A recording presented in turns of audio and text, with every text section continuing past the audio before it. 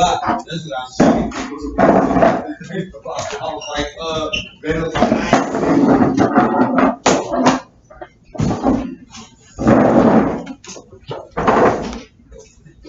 Good afternoon, everybody.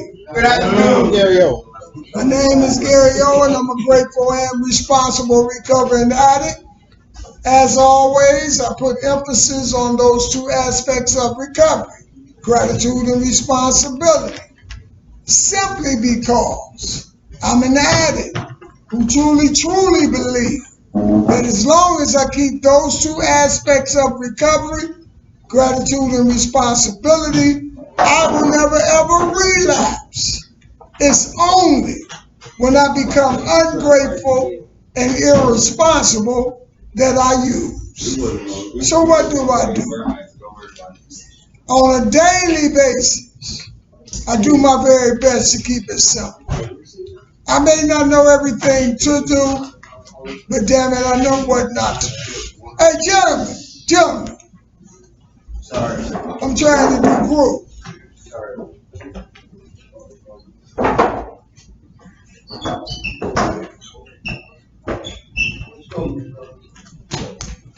Before I start my step studies, I always read the heading to how it works on page 17, and it reads like this. If you want what we have to offer and are willing to make the effort to get it, then you are ready to take certain steps.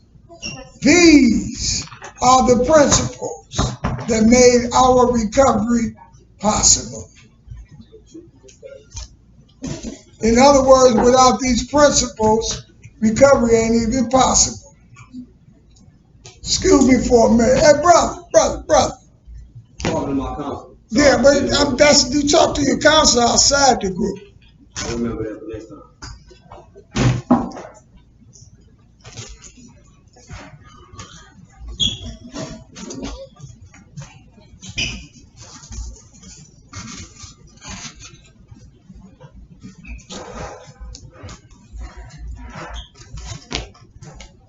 Y'all good? Everybody good? Yeah. Come on, let's go. Step 3 is going to be our step study. Chapter 5, Abner come to serve death. On your didactic, the topic is step 3, the course is step study. Come to the service death. Step 3, we made a decision. 1 second. Got your sign in here? Yeah, do me a favor, grab one right there. You got it?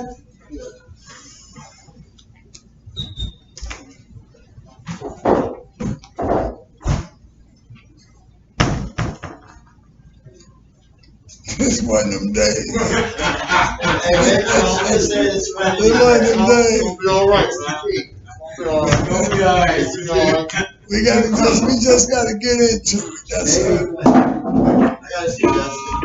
Mr. L. Harris. L. Harris, please report to Mr. Governing Office. L. Harris. Maybe we should all say it's running first. Okay, step 3. We made a decision to turn our will and our lives over to the care of God as we understood Him. I'm going to read a paragraph, you're going to read a paragraph, and then we're going to expound on what we read, okay, y'all? Sorry. As addicts, this is step 3, everybody, it ain't that many books around this. No, it's not. So we'll share books. As addicts, we turn our will and our lives over many times to a destructive power. Our will and our lives were controlled by drugs. We were trapped by our need for instant gratification that drugs gave us. During that time, our total being, body, mind, and spirit was dominated by drugs. For a time, it was pleasurable. Then the euphoria began to wear off, and we saw the ugly side of addiction. We found that the higher our drugs took us, the lower they brought us. We face two choices. Either we suffered the pain of withdrawal or took more drugs. I pass. For all of us, Eddie can't go on that work no longer.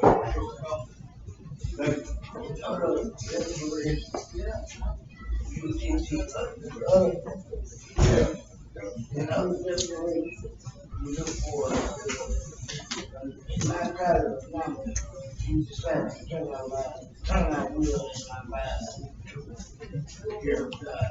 That's what we understand. This day like great step. We don't have to do. Yeah. Anyone can take this step. And All that is required is willingness, and that is essential. All that is essential is that we open the door to a power greater than ourselves. Our concept of God comes not from dogma, but from what we believed and from what works for us. Many of us understand God. Oh, I see everybody trying to go in that basement and go to sleep. Let y'all know right now. First person I see sleeping right now, we gonna have some issues. Many of us understand God to be simply whatever force keeps us clean.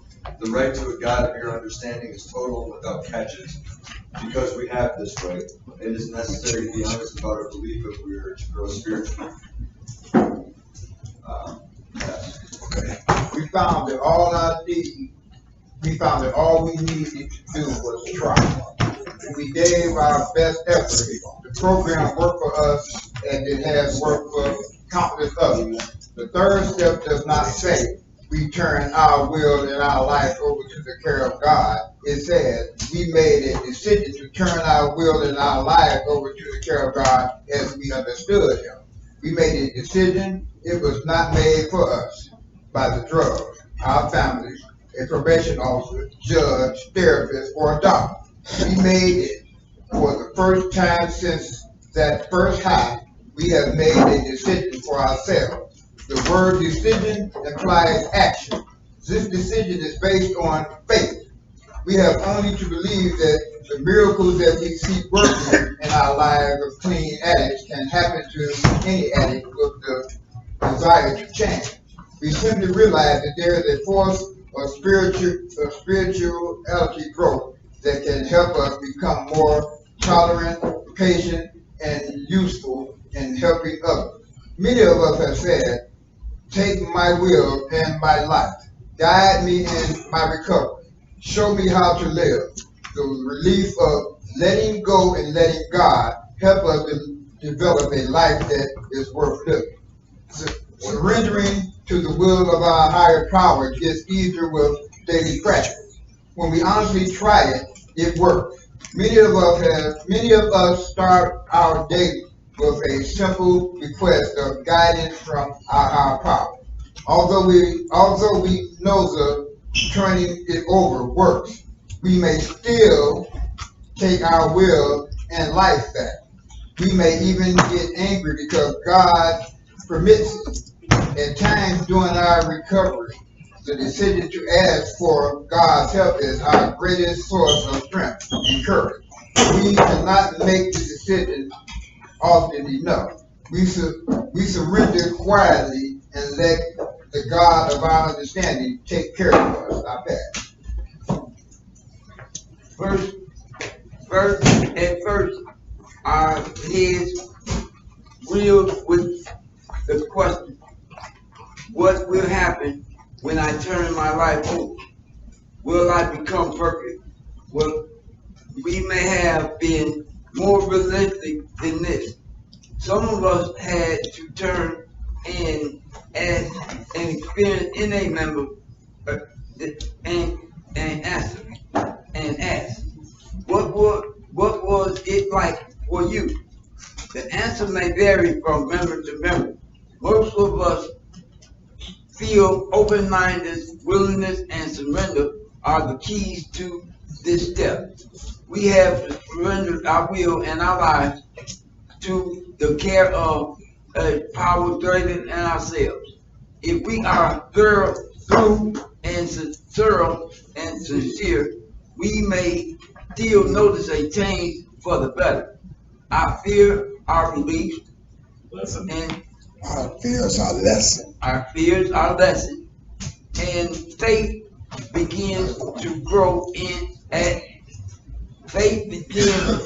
as we learn the true meaning of surrender. We are no longer fighting fear, anger, guilt, self-pity, or depression. We realize that the power that brought us to this program is still with us and will continue to guide us if we allow it. We are slowly beginning to lose the paralyzing fear or hopelessness. The proof of this step is known in the way we live. We have come to enjoy living clean and want more of the good things that the NA fellowship holds for us. We know now that we cannot pause in our spiritual program. We want all that we can get. We are now ready for the first honest self-appraisal, and we begin with step 4. Let's give our readers a hand. Step 3, we made a decision to turn our will and our lives over to the care of God as we understood Him. One of the first things that struck out at me in this step, reading this step, was the second paragraph, well, the second sentence. Really the whole paragraph, the first paragraph in step 3. It says this: as addicts, we turned our will and our lives over many times to a destructive power. Then it goes on to say, our will and our lives were controlled by drugs. I want to say that again. Our will and our lives were controlled by drugs. Don't that sound ugly? Yeah. But is it a reality? Yeah. That's wrong, man.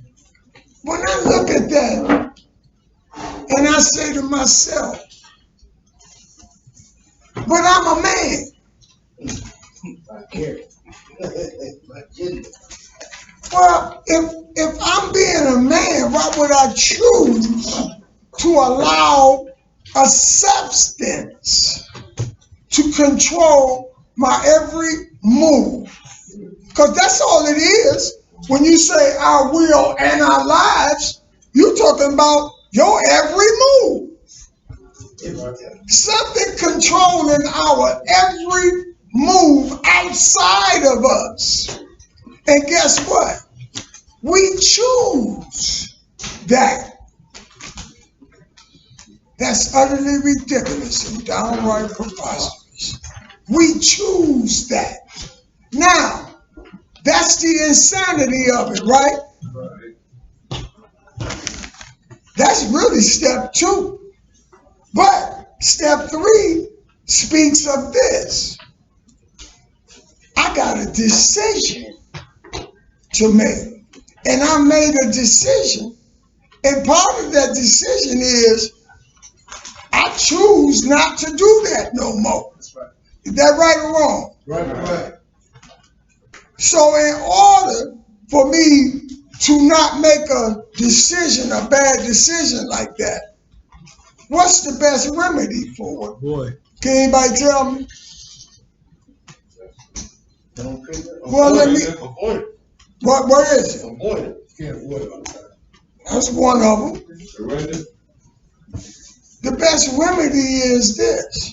I got to stay around other people to help, that's doing what I'm doing, to help me make decisions.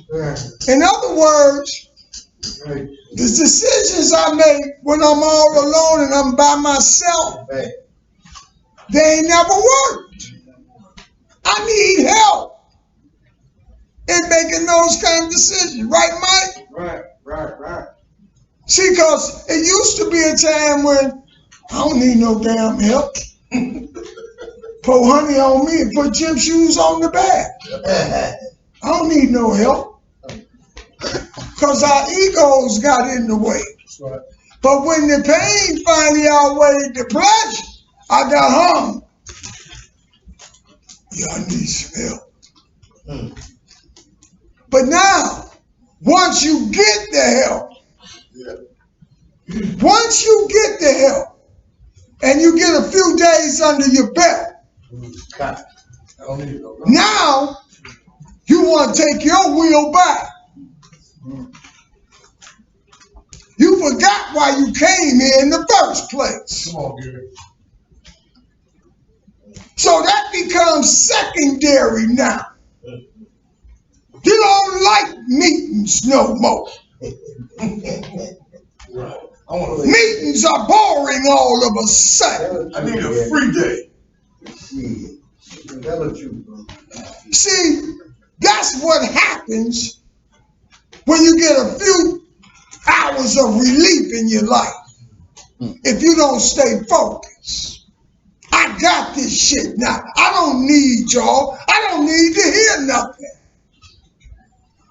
Because I know what to do.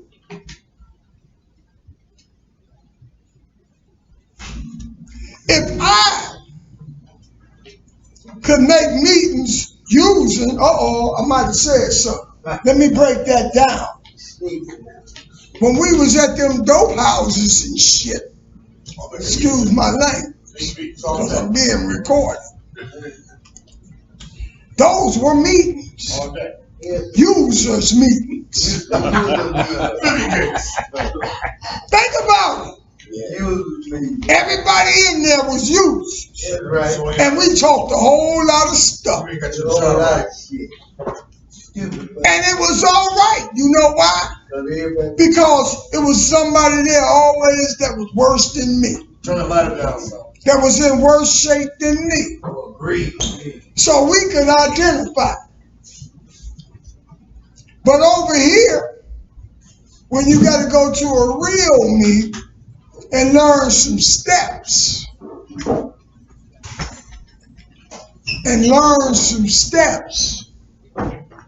we ain't got time for that. We made a decision to turn our will and our lives over to the care of God as we understood him. What does that mean? Stay humble and grateful. Stay humble and grateful. That's good. But listen to this. It's not like I no longer have no will, because I still have a choice to even do that. After I turn my will over, I still can take it back. Right? So, with that understanding, I'm just putting my will and my life into the hands of God. Because I understand that I can't handle it.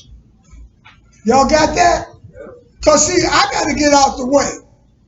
Y'all following me? That's right. I got to get out my own way. Because I'll disrupt some stuff. Just like it says. We were trapped by our need for instant gratification that the drugs gave us. We were trapped by our need for instant gratification. Microwave recovery. Instant gratification. Now, why is that? Why do I want so much relief instantly, Jordan? So for me, when I was out there, I wanted it instantly because the level my mind was on. When I was out to live the life I was living, I was fucking up so bad. The only way I knew how to deal with it was hide. So I wanted it for me. Every time I went out there and used, or every time I went out there and got a good idea to go use, I knew I was running for me. And look, Mr. Kane, because I want Mr. Kane to help me do this group. Can you come on up and Mr. George Cash. Yeah, Up Mr. front George center, Cash. front center. Mr. George Front Cash. center, Sarge. Front center, Sarge. I just need, I need you to come in here and give them something from the book about step 3, anything. Give him something we croon to, G. Hello, everybody. My name is George, and I am addict. What's up, George? What's up, George? First thing, we made a decision. Y'all understand that? Yeah. So we made a decision. With me, my decision making is still not that good. Because like what Gary was saying, for so long, I had turned my will and my thinking over to a destructive power. Hustling, as we call it. Getting out there, as we call it, hustling. Today I found out I was out there pandering. Standing at the gas stations, asking for change, standing outside the liquor store, asking for change, going to sweep up a gas station for a pack of Smoker's Choice. I was happy to do it, and then I thought in my mind that gas station was mine, and couldn't nobody else come over there. That's right, my folks station. Yeah, a lot of nerves. And if somebody else come over there, Yeah, props. You gotta go. you gotta go. I'm trying to regulate somebody else, or standing outside this liquor store over here. I'm standing out trying to give me some change, and if somebody else come there, I get mad at them because they taking the money that I'm thinking that I'm supposed to get. That's right. I don't know about y'all, That's but one of this the is the life that And so what I have to learn is to go to somebody who just like me that came through this program, that turned their life over to a power greater than themselves, which is us, to help me make it through one more day. And then what I have to do is be acceptance to what they're trying to tell me. Because I want to dress sharp. I want to look nice. See, because I walked around stinking. Gym shoes, my feet stank through my gym shoes. Wearing the underwear that I wore with them stains in them. I had to go to the hospital to take them off and put them in the garbage can. Wrap them up in a bag and put them in the garbage can because I was too ashamed for them to see the underwear that I had on. So I had to make a decision on what I want to do. I want to start to learning how to live life on life terms. So I have to go to somebody to help me. I have to learn how to deal with change. At any given minute, something can change. But am I ready to accept that change? Like this meeting started at 1 o'clock instead of at 2 o'clock. But I had something that I was supposed to be doing at 1 o'clock. Going to the store to get some cigarettes. When I can remember, I didn't even have enough money to buy a pack of cigarettes.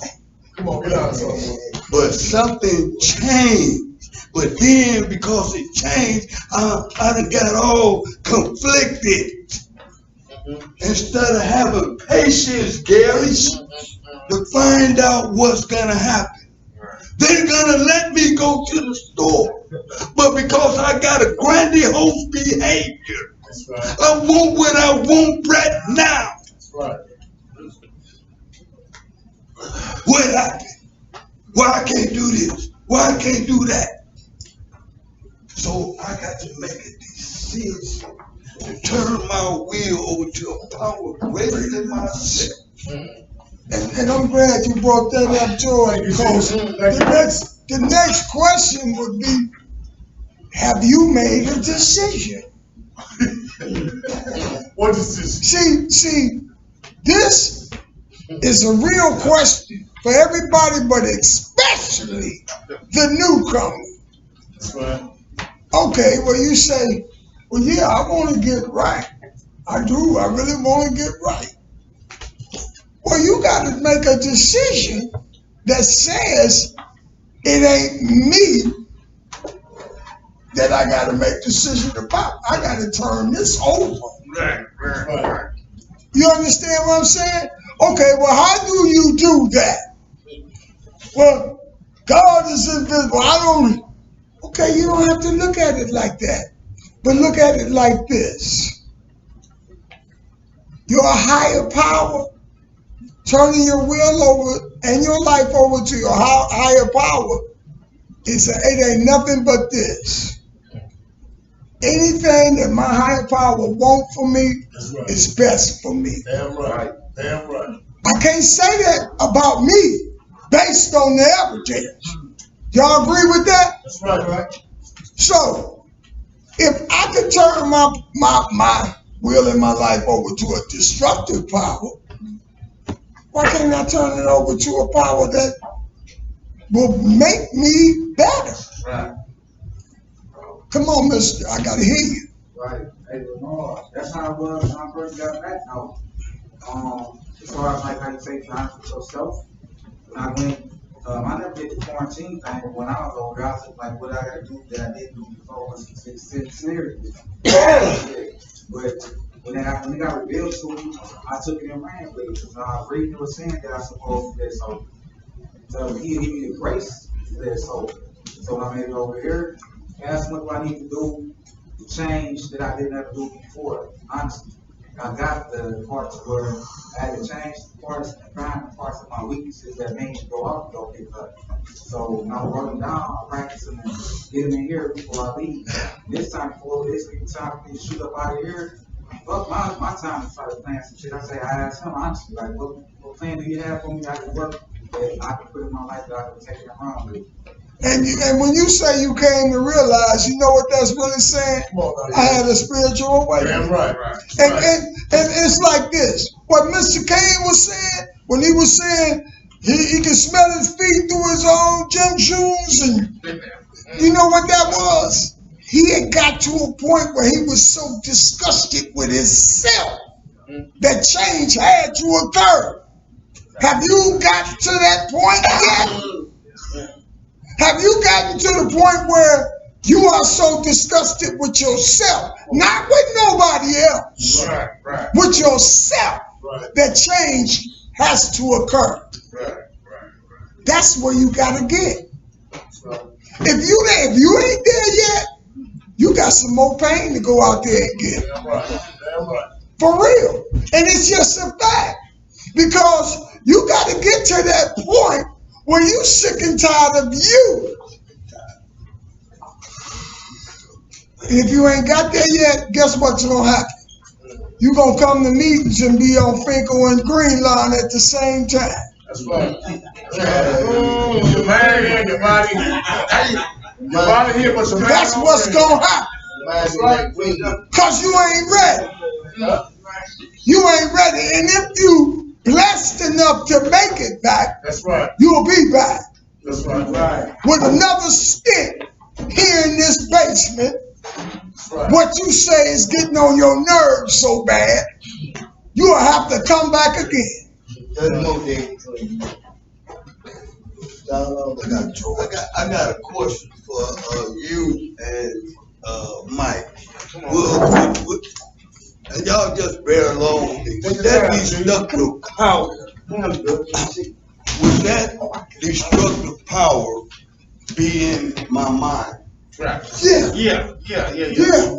Definitely. Would that destructive power be my old way of thinking and my old behavior? That's my destructive power. That's right.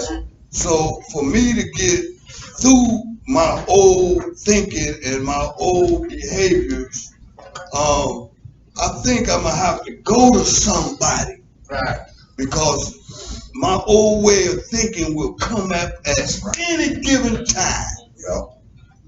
the hurt, the pain, the shame, the guilt will come up at any time. And then what I would do is I would go back into my old behavior, somewhere where I felt comfortable at.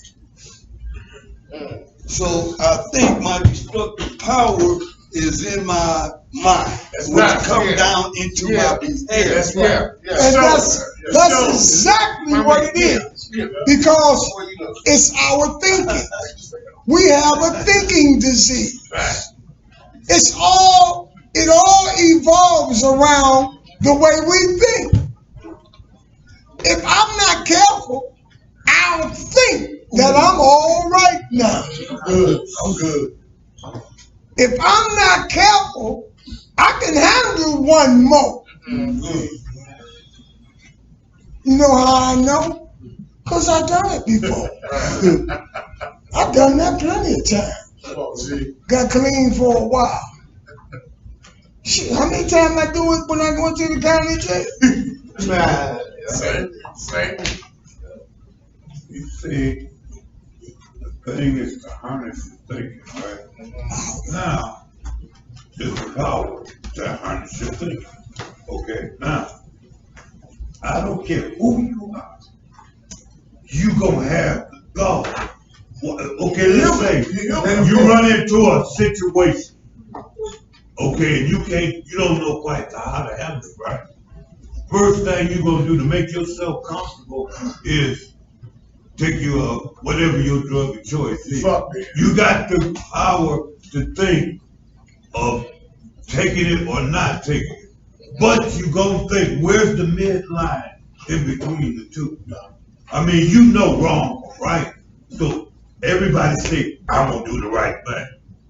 But then why is there so many people that do the wrong? Because we disconnect. That's right. We disconnect from others that'll help us when we think like that. We call people. I'm not saying. No, I'm just saying, I'm just answering the question of how you not use when you want to use. Yeah, but it could be nobody around. Oh, that's an excuse. It's always somebody around. Even, okay, say I don't believe in God. Okay, I got you. Because this brother brought up a real good point. If it ain't nobody around, I got to work on me at that moment. And this is what we're talking about. Turn my will over, my life over to care God. Listen to what I'm saying. Because see, I know I'll make a bad decision. Right. So when I turn my will and my life over to the care of God, guess what I'm doing? I'm asking myself, is it good for me or not? Right.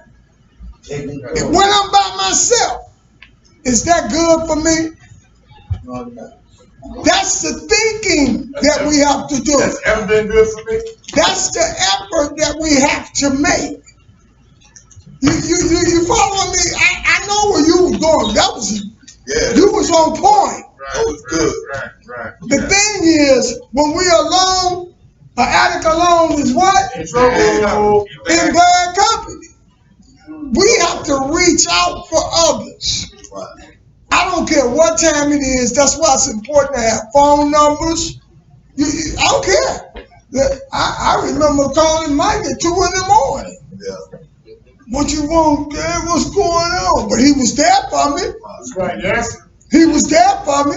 Somebody got to be there for you. Yes, sir. That's right. And if you're working on a real program, believe me, somebody will be there for you. And that's what we need. Because we can't isolate. We cannot do this process by ourselves. It's impossible. We need others that's like us, that's trying to do the same thing to keep going. Because once we disconnect from the recovery process, we through. We through. Because I'm going to go on, like George say, I'm going to go on my own thinking again. Because I'm comfortable with that. Right. And that's why that was such a good question. And I hope everybody heard what he asked. Because it matters. You're going to be alone. and your thinking gonna tell you, I want one. Yep. You ain't cured. Come on, George. I was sitting there thinking, man, about this third step. And when I had to think about the first two steps too, but I don't think about this step. Unless I can't go this step, unless I thoroughly do the first two steps. But I was sitting there thinking, man, about the knowledge tells me that my disease affected every area of my life. Yeah. So when I get here, I don't think that parts of my life didn't get affected, so I don't work on those. And when I leave this motherfucker, they be very same thing that bite me back in the ass like it did before, several times. So I was just sitting there thinking, man, that how easy it is for me to come to these groups and tell myself that I really don't want to come. And when I tell myself that, that's the indicator that I'm not gonna get nothing from the group. I'm gonna write down some bullshit down on my back guy. I didn't get shit out of the group because I didn't give myself a chance to get out of it. I don't want to defeat myself like that. When I got here, I was blessed enough to have y'all to help me wake up and tell me it's going to be all right, that I can get honest with myself and forget about what I did. Because what I was doing out there didn't work. I had to come here. If it was so motherfucking good, why have to come here? And this is the thing, and I got you, Mr. K. Oh, yeah, Jeff. Come on. Yeah. Like what he was saying, as far as like, what if you can't touch nobody? That happens to me now, let's go. You know what I mean? I told my higher power this. I asked him honestly, sincerely as hell. Told me sleep tonight, for real. Well, then they sleep with the Lord. They really aren't doing nothing. And I ain't gonna go do nothing. I'm just saying, help me feel relaxed. Yeah. So quiet the whole time here, these people. You know what I'm saying? Our connections get stronger and better. You know what I'm talking about? Talk more, take time out, things like that to build a relationship. Good. I don't come home like as if my child will come to me every time he just eats something. I come to him and I don't eat nothing. Do y'all understand how easy it is for us to float backwards into our own thinking, our old thinking? I mean, see, what we have to realize is this: the disease of addiction is steady working. It's working all the time. It's not happy with us being right. Because my thinking will tell me this is some boring stuff. That's right. That's right. My thinking will tell me this ain't nothing. I'm doing all this and it ain't even worth it. Right. And I'll listen to it if I ain't focused. Right. That's the thing about this. We are never cured. It's like he said, we gonna have them thoughts, y'all. It's natural. If we've been doing something all our life, you think if we just gonna stop doing it? But we got to have tools. We can't just stop. This don't work by osmosis or magic. It takes effort. I have to work at change. So if I'm always doing things that I don't really want to do, but I know I have to do to stay sober, how do I start becoming happy with those things? How do you start becoming what? Like going to meetings and stuff and enjoying it. You got to want it. Yeah, see, listen to what, and that's a good question. You got to want this.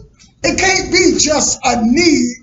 Hell, everybody need recovery, even those that has never used. You got to want this. When you get to a point where you want this, guess what happens? Going to meetings is all right. All right. Going to groups is all right. I got him and then you. Hey Gary, how you doing today? I went through stages to get where I am right now. I went through stages to get to where I am right now. You know, when I first came around here, I had a problem with first step, second step, on 12, right? And what I had to realize for myself, and it works for me, it's not the situation, it's the way I perceive and think about the situation. That's right.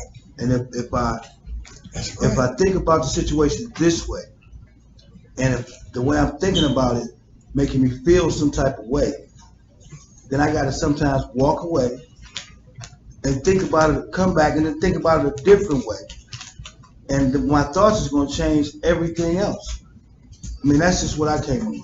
And that's real. Sometimes you just gotta get away from what's going on. Sometimes you just gotta break away, walk away from it.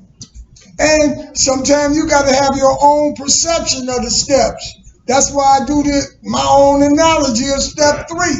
You got to have your own way that you see the steps, but it works for you. Right. See, what works for me might not work for you. Right. Y'all got that? Yeah. I got this, brother.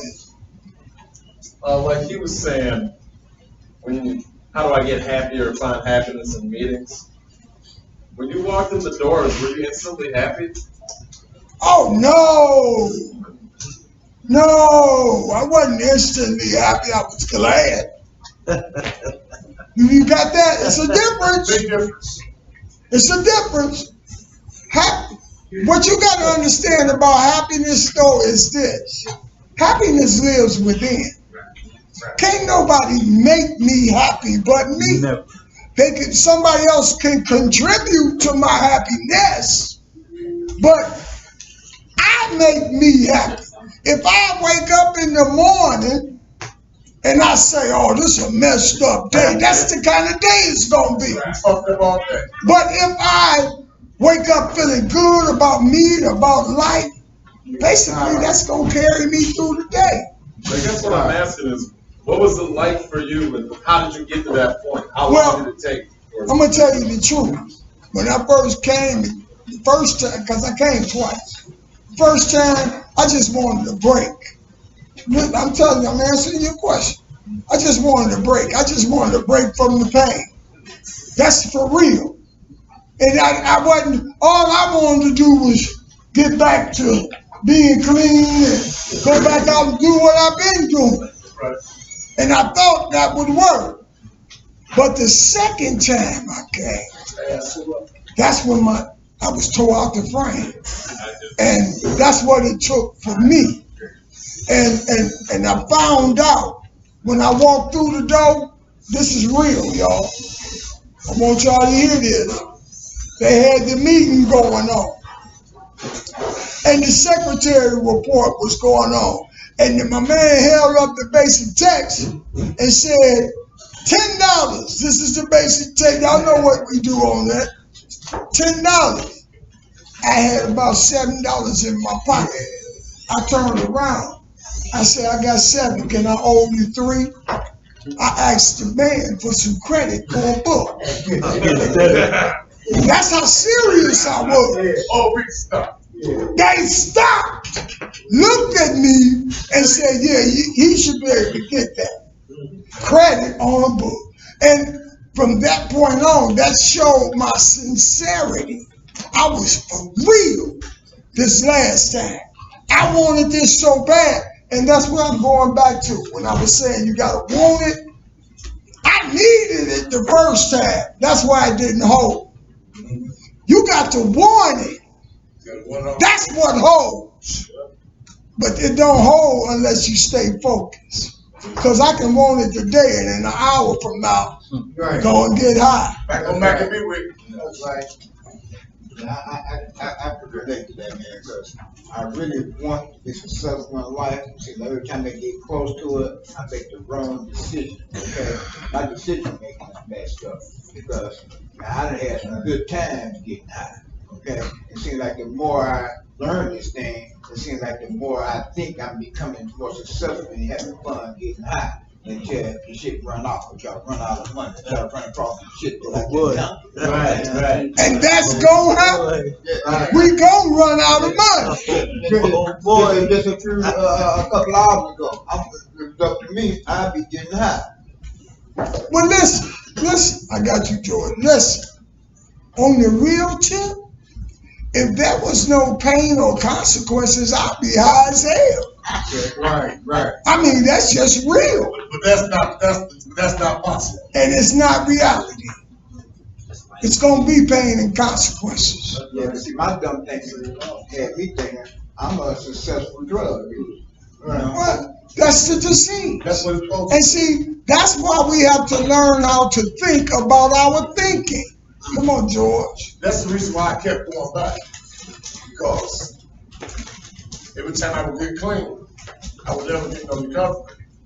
I would just get clean. I would tell myself, well, I ain't gonna do as bad as I did last time. Right. You know, and I always thought I was having fun.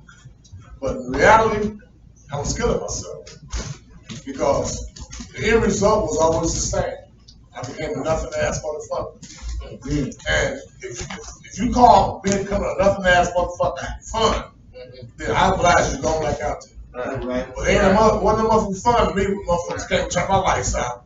And I couldn't afford to buy no cameras. Because I had to buy that rock first. But when I first bought one, I thought it was fun. But One no fun, my nephew kept my bridge cut. the basic text says once the euphoria will. That's right. Hey, Gary, my landlord knocked on my door one day. I was the caregiver of the building. Telegram Center. I was taking care outside, cutting the grass. He said, "You a good worker, but you gotta leave here." That's not no motherfucking fun. That ain't no fun. And look what it says on page 26, the third paragraph. I'm gonna read this.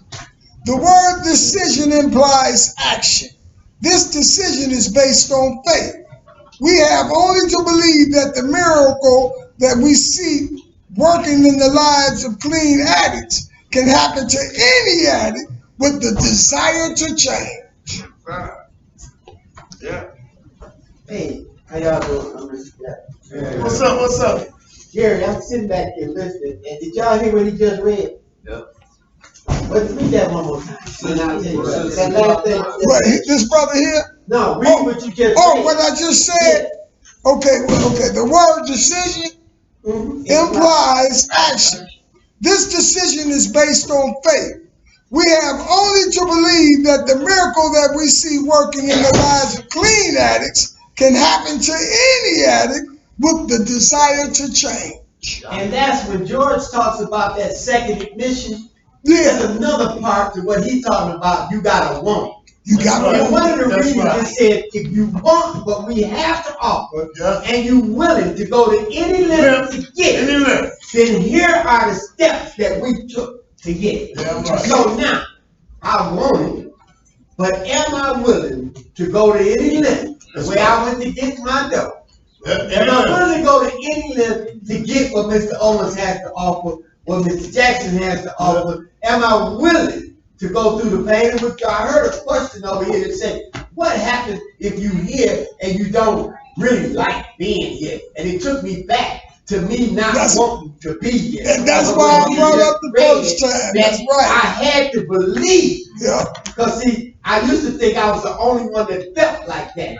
But I had to believe that if I kept coming, and it took faith, what he just read, Damn right. and it kicked in, I don't know when it happened.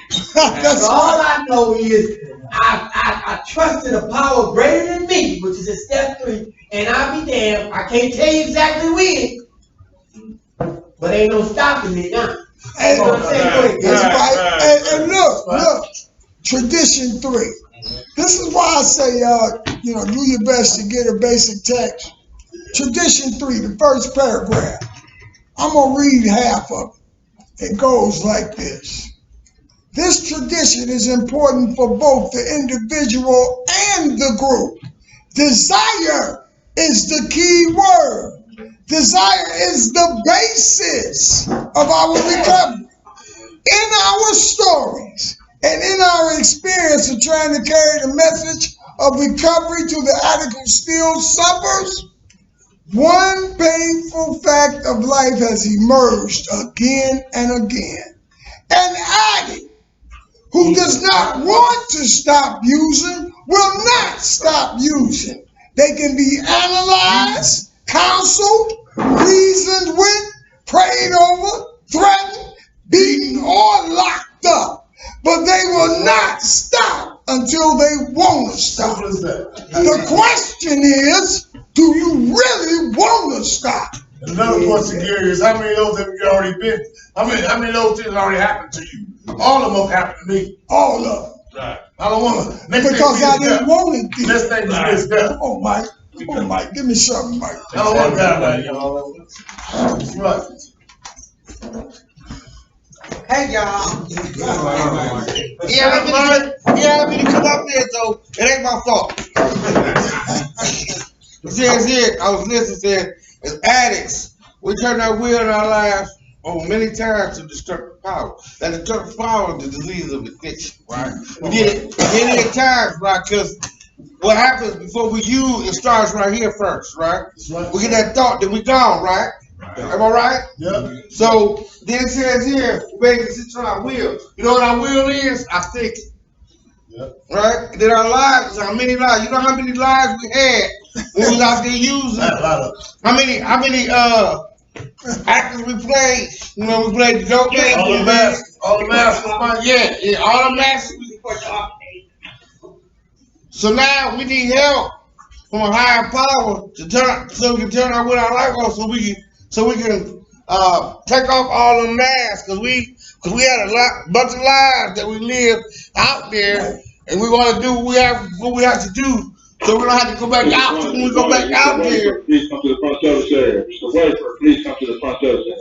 so the mask will be off. The mask will fell off. So now we don't turn our will. But you know what? It says, remember this? They said we made a decision. We did shit. They said we made a decision. We just decided. We ain't said that we're gonna turn it over or not. We just made a decision. We ain't did nothing. So we put the cart before the horse. So in order to make that, because it says the word decision implies action. So if I make a decision to turn my will of my life over, I gotta put some footwork in. Yeah, right. Right. I can't just turn my will of my life over and sit back and not do nothing. Come on, Mike. Right? Because a higher power is going to do some things for us, but he ain't going to do everything for us. That's right. He's not going to go to a meeting for you. Right? He's not going to come down and slap a 40 ounce out your head. Right? He's not going to block the entrance to the doghouse. He's not going to make you want to leave here. Hold on. If you need a job, he's not going to go for the interview, right? Right? So some things we got to do for ourselves if we make that decision to change. Right? Because all the time about when we make that decision, we're ready to change some shit, right? Right, because it says here, we have only believed that the miracle we see working in the lives of clean addicts can happen to any addict with the desire to change. They'll go that word again. Desire to change. Right? And I was listening to the guy, what y'all was saying. Here we go again with that desire to change. See, I was fortunate enough to come in and treatment first, then go back out there. You know, I didn't just come in. Some people came in the NA straight off the streets, right? I was fortunate enough to come in treatment and let NA come to me, right? See, I don't know about y'all. I had that complete asthma. So we talking about being happy. I had been too unhappy long enough not to enjoy life. So I said, hold on, I gotta try something. So guess what I found out? The happiness came from in here. And it come from going to me. And then you find, if your ass been whipped long enough, been tore up long enough, you'll be willing to do whatever it takes to stay clean. Right? If they tell you to go to 7 meetings a week, you'll smile and go. Right? Instead of going back out to where you came from. So remember that, because it sounds like, just by you asking that question, it's like, I gotta be honest, right? From what I'm hearing, it sounds like you wanna count your way out already. You know what I mean? You want to find a way, you want to find a loophole to get about this shit. You understand what I'm saying? Y'all feel what I'm saying? See, I'm going to be real and honest when I get up here. Some people don't like me talking up here because I'm raw and gut. Now, we need some time. People like George, Gary, Mr. Jackson back there, we need some time to hear this shit raw and cut because it's serious. Yes, sir. This shit ain't no joke. So, if you're unhappy, what you waiting on? Unhappiness when I was running through the alleys and shit. You feel me? Right. So if they say, well, go to meet, you know, meet's help. I'm going to a meet. So don't even put that in your head Cause it sounds like, you know, by coming out of you, you know, you better be careful with that, cause it sounds like you done put something in there already. By you asking that question, be careful. And look, it's so, desire is such a very important word. Because if you don't have the desire, you just here, wasting your time. If you don't have a desire, wait a minute, and let's take a look at that. Why wouldn't you have a desire to change? Because I like what I'm doing. Something that brought you here made you say you need some help. Something caused you to come here. Now you got to figure out what caused you to come here. Was it the pain? Was it just you was tired of just not being able to keep stuff? You could get it, but you couldn't keep it. You give it away.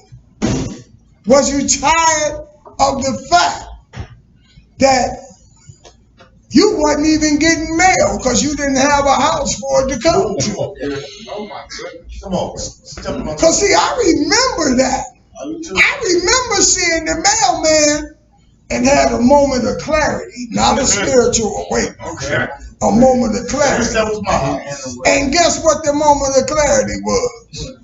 Damn, I don't never get no mail like that. Fuck it. I would have liked to even had a bill. But nobody trusts me enough to give me credit.